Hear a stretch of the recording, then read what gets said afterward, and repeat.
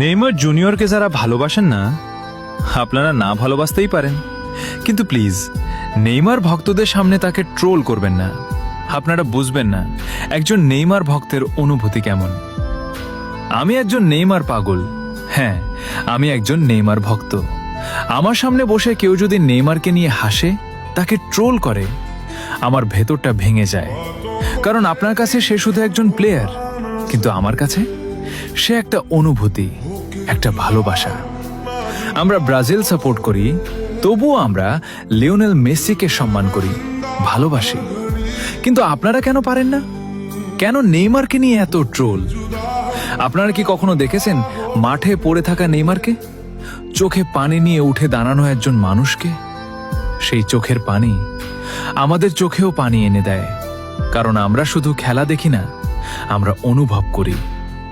Neymar যখন হাসে আমরা খুশি হই, নেইমার যখন কাঁদে আমাদের বুক ভেঙে যায়।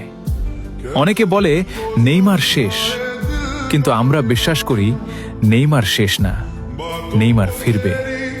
হয়তো আবার ড্রিবল করবে, হয়তো আবার সবাইকে চুপ করিয়ে দেবে, আর সেদিন যারা ট্রোল করত তারা আবার হাততালি দেবে।